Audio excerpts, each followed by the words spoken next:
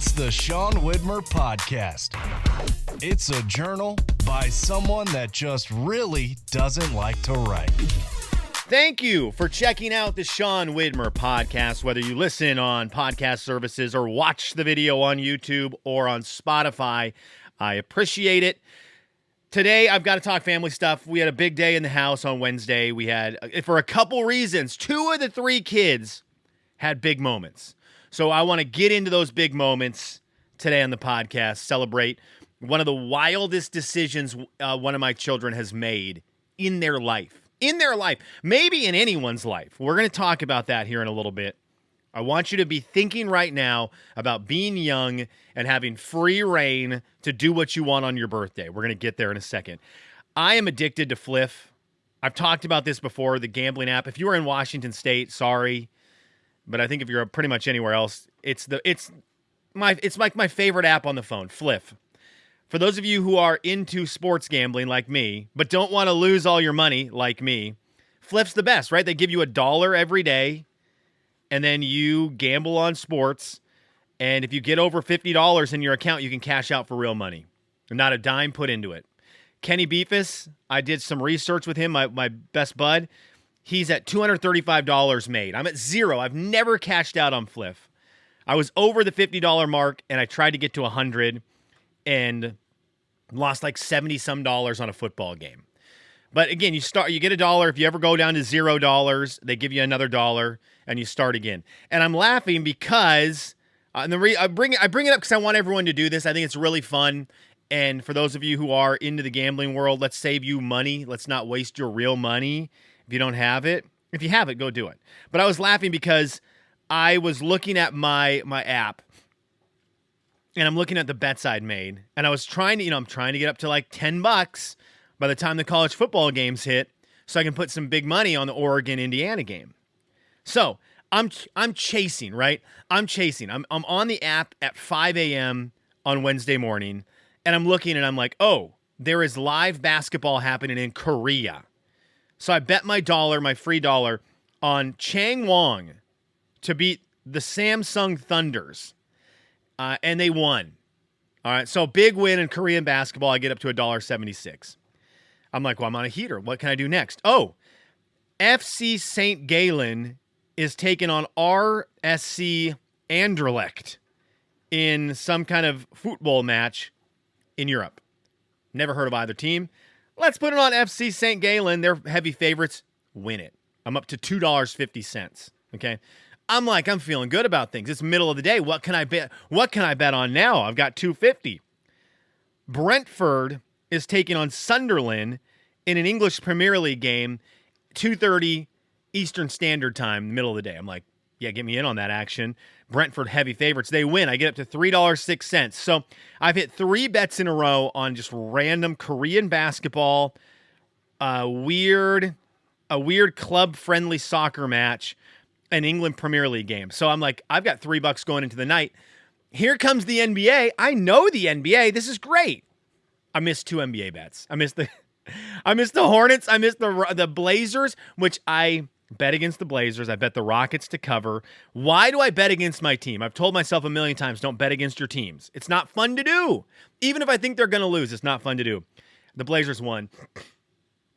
Excuse me. Blazers won, and I bet against them. And I lost all my dollars. So now I'm at $1, and I'm actively betting on Odra Opol in another club friendly to take on Velez Mostar. I'm only good at gambling and betting on these games I know nothing about. And then tonight, when the Ole Miss game starts, college football game, I'll lose all my money. The Blazers thing, I wanted to give you this before we get into my family stuff. The Blazers game last night ended in dramatic fashion. They played the Houston Rockets in Portland. Fun game to watch. Blazers won. They've won 4 in a row now. They're kind of fun to watch. I love watching them anyways, but they've been fun to watch. And last night, no exception, taking a game to the wire.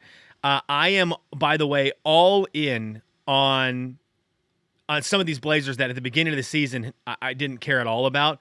But Danny Avdija, 41 points last night. Shaden Sharp had a good game. He was over 20. Caleb Love has been fun to watch for the Blazers. When he's shooting well from three is great. So anyways, I'm loving watching the Blazers. Playing the Rockets, I'm excited to watch KD play. I love Kevin Durant. This game comes down to the wire. The Rockets are a little more veteran in these moments. You can feel the momentum on their side. The Blazers trying to hang on. And sure enough, at the end of the game, the Blazers need to inbound the ball up one. They need to inbound the ball, get fouled, shoot free throws, go up three, and then hope the Rockets don't hit a three. Instead, they inbound the ball terribly, and a Rocket steals it. Okay?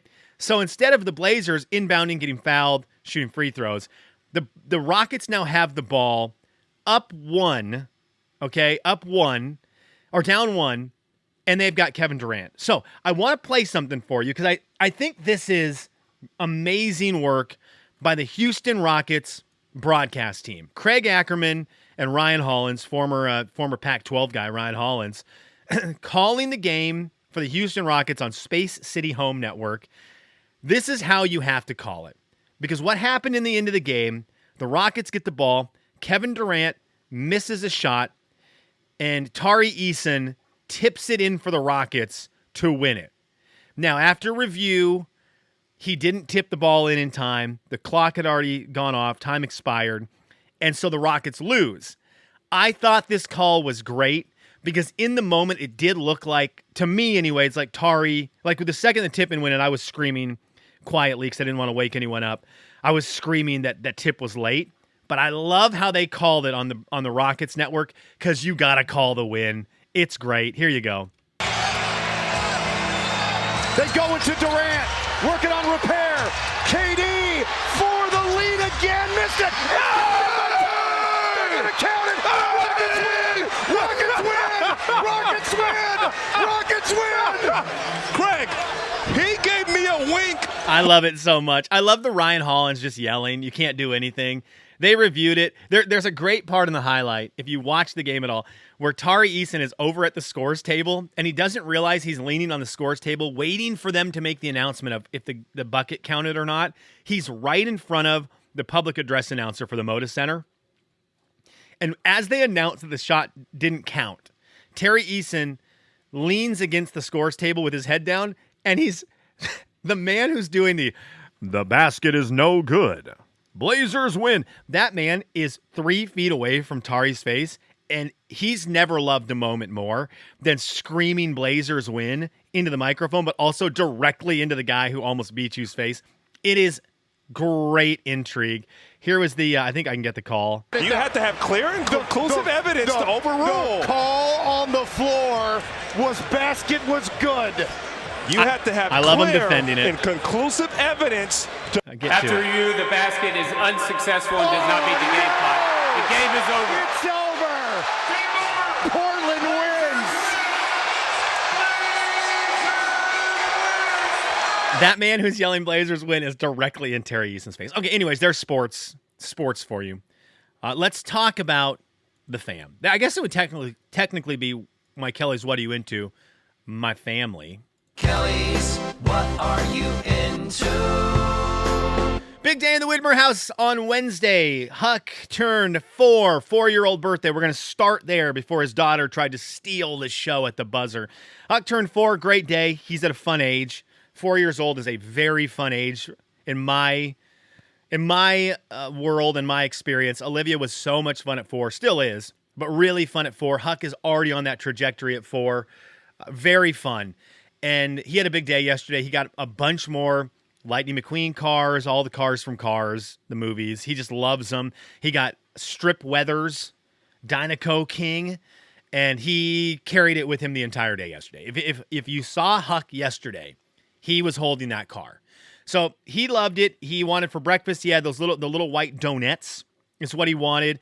And then I sped home from work for my lunch, and I actually picked him up and took him to McDonald's. One of my favorite lunches I've ever had in my life. I just hung out, just me and Huck. That's rare. We don't get to do that a whole lot.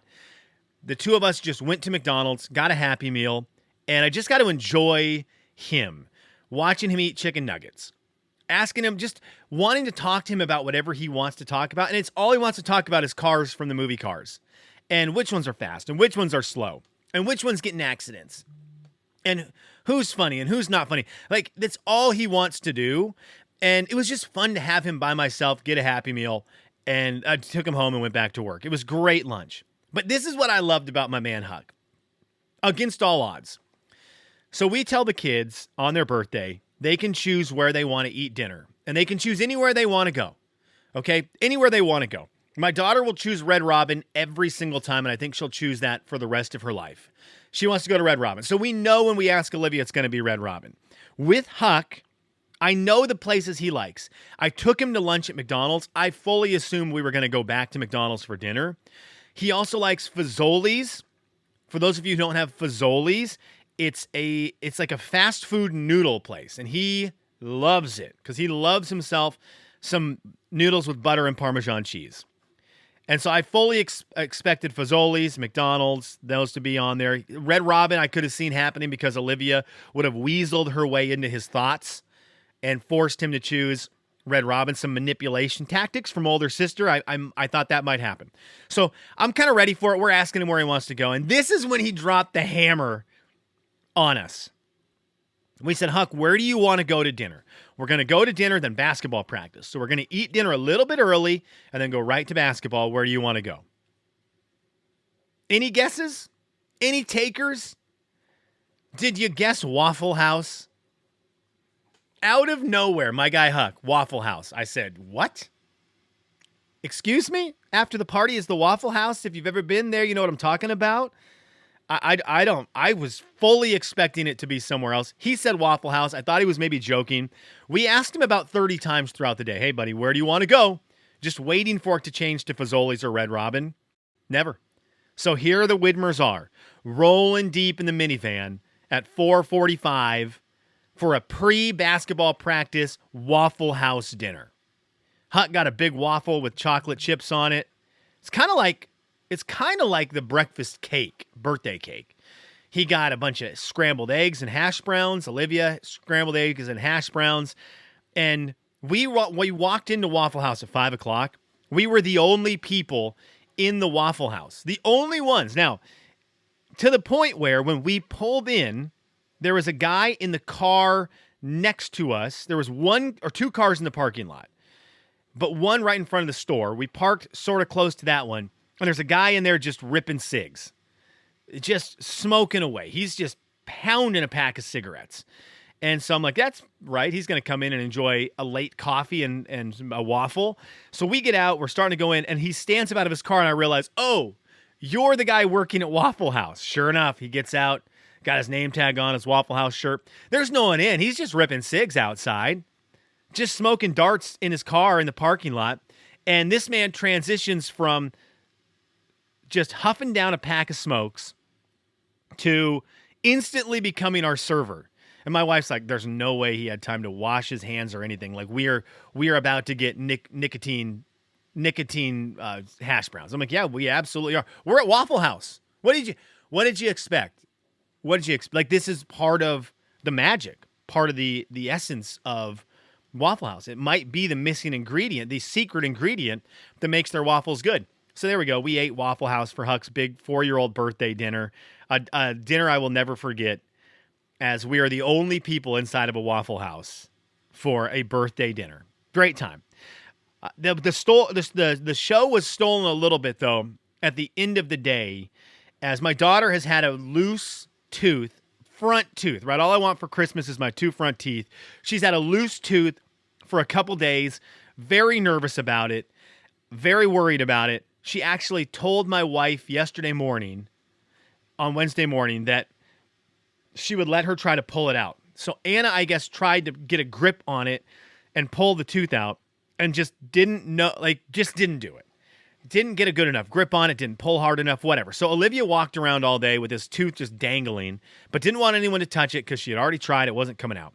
So all day she's whining about this tooth. It looks so uncomfortable. And I'm just like, let me just pull it out. She's, no. So we're in the bathtub last night doing bath time, and she's sitting there talking to me about her day, and she's talking, and all of a sudden her eyes get big, and she panics and goes, I think my tooth fell out. So, okay, look, it hadn't fallen out, but it was dangling. So I said, do you want me to try to get it? my girl says, no, I got this, Dad. Gets her fingers in there and just rips that thing right out. And loses her front tooth. Takes away from some of the excitement of Huck's birthday. First front tooth lost in the family. She loses her front tooth. And so I'm super excited about it. And then this is why I love this girl. And it's part of what makes her magical to me. And I put it in this podcast because I want to remember it. I want to remember this part of her if I ever go through and listen back to all these episodes when I'm old. She immediately started crying. And I was like, oh no, it hurts. So I'm like, okay, what do we need to do, Dina? And she's like, I'm so shy about telling people about losing my front tooth. And this is how she is. And it's kind of magical. I think it's why she's a good friend to people. I think it's why she's a delight to be around from a lot of the time when she's not having a meltdown from being tired. She is very compassionate. She's very loving. She's got a lot of emotions. But things like this, like she doesn't want to steal the show with stuff. She doesn't want to be the center of attention. She likes to project it to others. And so the idea that she's going to walk around and people are going to ask her about her front tooth is just so much for her. And she was like, can we keep it a secret? And I thought, well, girl, it's pretty recognizable with your big smile that you're missing a front tooth. So it's probably going to be tough to keep it a secret. Oh, I don't know. I'm like, do you want to call anyone? She's like, I don't want to tell Mom. I'm like, well, Mom's definitely going to know because she can hear you crying in here. She's definitely going to know. It's like, do you want to call Gramps and Graham or Nana and Papa? And just like, we'll slowly break the news. No, I don't want to do it. I can't do it. Text them and tell them. But I don't. Finally, we started working into like telling Nana and Papa and Gramps and Graham. And she was willing to talk to Anna and I about it. But getting to school today was very much like, I don't want to go down to school. Like people are going to see it. She's just so cute. But we lost a front tooth. We've lost our first front tooth in the family. Dramatic fashion. Just a big night of drama. Waffle House, front tooth. Tari Eason trying to beat the Blazers, but unsuccessfully doing it. What a big day here at the Widmer household. Thank you for checking out the Sean Widmer podcast. We are going to read comments right now. You can get your comments up on youtube.com, where I believe we've got one of those to read right now. You can go over to Spotify or seanslife.com, where there's a big comment box up there on the website, SEAN, and you can comment there. Has anyone commented on... No, we have 0 comments at seanslife.com in the year 2026. All right, so we won't even go there. Let's go to YouTube. We have got Roberta on YouTube. So let's get in there. And Roberta said, Happy New Year, says Frosty. Congratulations on your Wordle win. Thank you, 101. We have been watching Fallout as we can't watch Stranger Things. This is the Netflix versus Amazon Prime. I love Fallout. I haven't seen season 2 yet, Roberta. I'm excited to watch it. I'll have to go on vacation somewhere so I can finish up the show. Same with Severance. Ooh, gotta go visit the kids or something. That's where I started both those shows. Staycation with kids at your age can be hard sometimes, but a pool certainly helps. It was the game changer. And the separate space makes all the difference. Oh no, horrors on the furnace. We are running the same thing right now. The pellet stove off again, and I've been too sick to fix it. So we have been running the electric heat. I have to go get the stove up because the electric bill is going to kill me. So maybe tomorrow. It's a killer. It's a killer. Not having heat in the winter is really not great. Really not great. So, yeah, I am with you on that, Roberta. I hope everything got fixed up. That was from 6 days ago.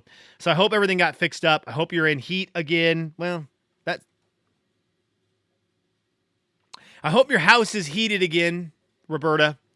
And thanks for checking out the podcast. Thanks for watching it on YouTube. Thanks for leaving a comment. I always appreciate you very, very much. Always, you know that. Let's go over to Spotify. See what we got over on Spotify. You can comment there. You can watch the video there on Spotify. I love the fact that Spotify lets you do the video audio options. Here's what we've got over there. We've lost followers on Spotify, I've noticed. Come on back to us. Voodoo Jester, our guy, Spokanean, said, if I didn't switch to Quirtle, I would be on a 600-ish Wordle streak. Liar. I always used to raise a first word and that eliminates like 90% of all potential words. Average number of guesses was 5. Seriously, I'll hook up with B-Rose and ask him to send you a phone-sized camcorder. That's hilarious. I mean, my camera sucks right now. I've got to get this up and running.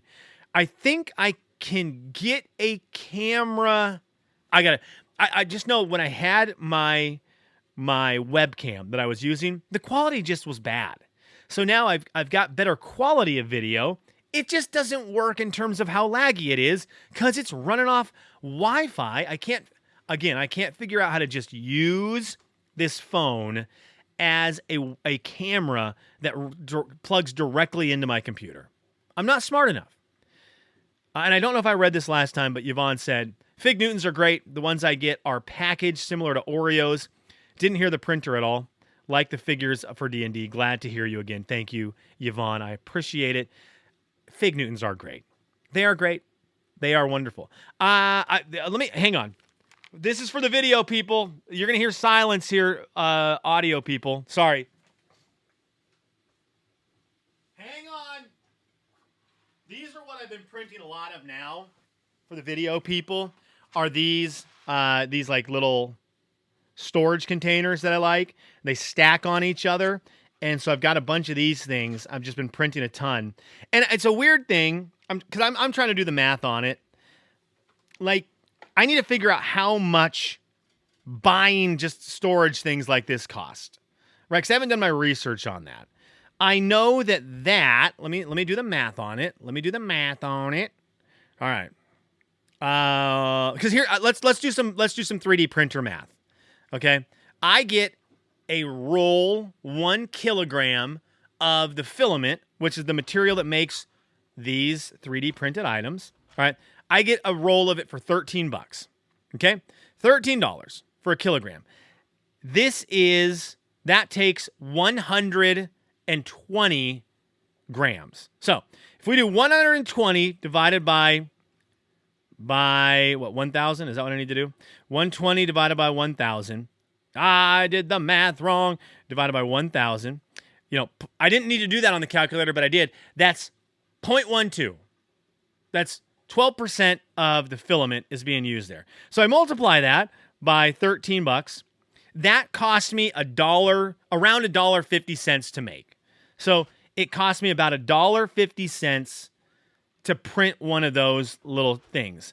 I'm wondering if I can get them for that price. Like with the minis that I'm printing, these little minis figurines that I'm printing, I am absolutely saving a ton of money printing those. You buy one of these little minis for $4 to $5, even $3 to $6. I'm printing one of these little minis for 10 to 12 cents. So I'm saving a lot of money printing those. But I do wonder for some of the bigger things, like these little storage things, they're a decent size and they all stack perfectly together. I'm wondering $1.50 if you're getting a decent one of these for $1.50. Because if I can just buy, I'm trying to figure out what I can print that's worth printing and what I need to just not print and just buy because I'm saving money. That's where I'm at right now. But they're fun to 3D print. They are. Okay, that's all I got for you today. Thank you for checking out the Sean Widmer podcast where we do advanced mathematics. Your favorite 15-minute podcast. Signing off.